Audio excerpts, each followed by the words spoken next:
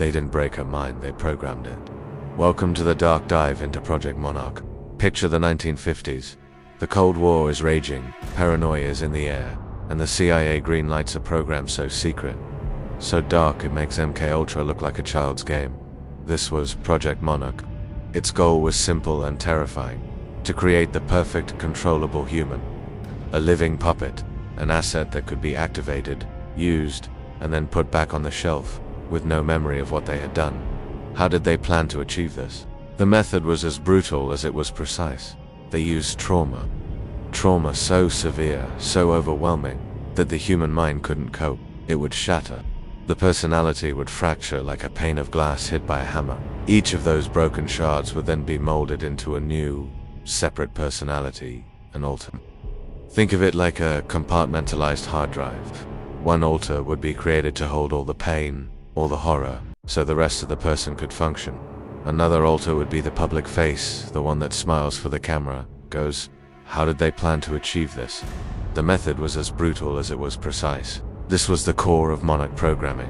They weren't just creating spies. They were creating sleeper agents hidden inside everyday people. The tools they used to achieve this sound like something out of a horror film, but many of them are now declassified. We're talking about electroshock therapy, not to treat, but to erase. To create blank slates in memory that could then be filled with new programming. They used sensory deprivation tanks, leaving subjects floating in total darkness and silence for days, even weeks, until their sense of self began to dissolve. They combined powerful hallucinogens like LSD with hypnotic loops, drilling commands and triggers deep into the subconscious mind while the subject was most suggestible and disoriented. Imagine being strapped down, your eyelids forced open, watching films of death and violence projected directly onto your eyes for hours on end. This wasn't science fiction. According to declassified documents and survivor testimony, this was the grim reality of these experiments. The goal was to systematically break down a person's identity and rebuild it. They started with the children, the most malleable subjects, plucked from orphanages, foster homes, or even recruited from families under the guise of elite education programs. Declassified memos describe beta testing on kids as young as 4. Isolation chambers where voices whispered conflicting realities until the child's sense of self splintered like a dropped mirror. Hypnotic scripts layered over nursery rhymes, embedding commands that would activate decades later. Sensory overload sessions, flashing lights synced to screams.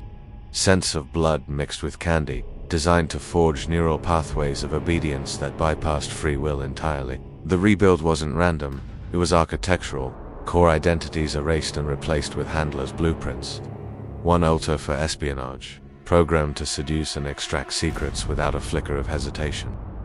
Another for sabotage, capable of planting ideas in boardrooms or bedrooms that led to self-destruction. Survivor accounts, buried in redacted CIA files and smuggled testimonies, speak of the void phase, weeks of induced amnesia where the subject floated in a pharmacological fog, emerging as a blank slate ready for imprinting. No screams, no visible scars, just a quiet rewrite of the soul. So you've created this fractured mind, this collection of alters. How do you control it? Through triggers. A specific word, a nursery rhyme, a particular song on the radio, even a color could be the key. A handler makes a single phone call, speaks a coded phrase, and the switch is flipped. The butterfly, as they were called, changes its wings. A loving mother at a PTA meeting could transform into a cold, calculating operative in the blink of an eye, all within the same body. And that's one of the most chilling aspects we hear from those who claim to be survivors. They talk about these gaps in their lives. I lose hours, one might say. Sometimes entire days are just gone. They describe waking up in unfamiliar places, with no memory of how they got there.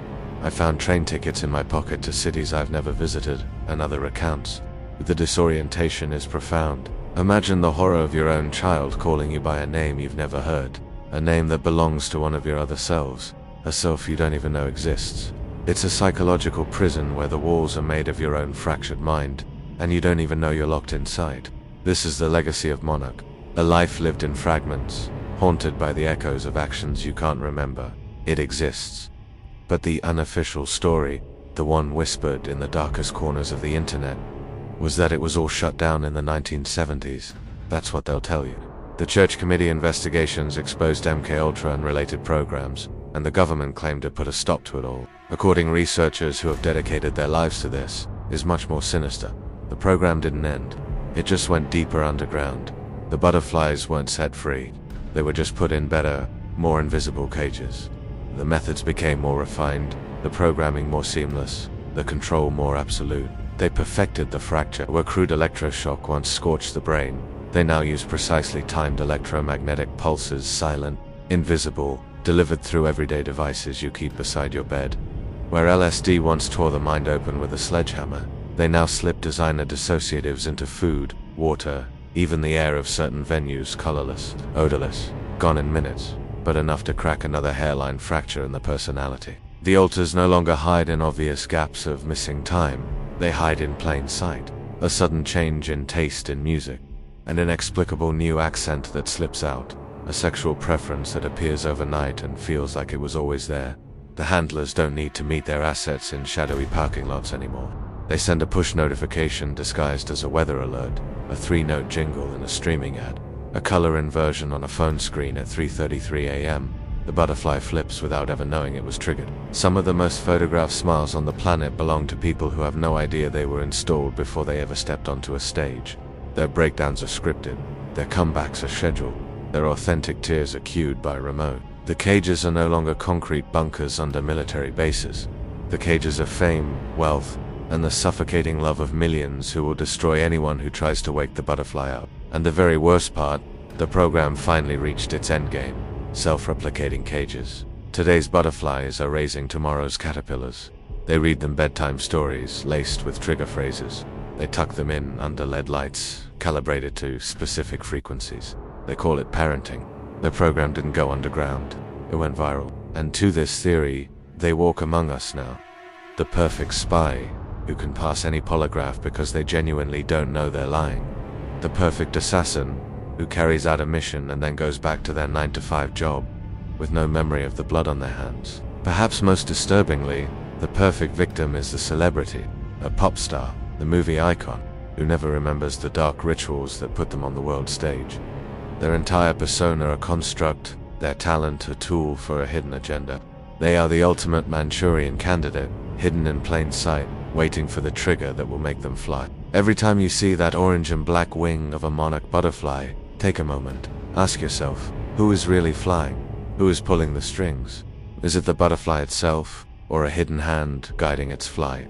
The world is full of beautiful, fragile things, but sometimes the most beautiful things are the most carefully controlled. Flutter quietly, little butterfly.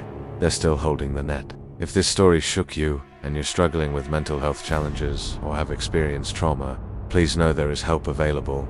You are not alone. Reach out to a professional therapist or a crisis hotline in your area. Your well-being matters. Thank you for watching. Don't forget to like, subscribe, and hit the bell for more dark dives into the world's hidden secrets.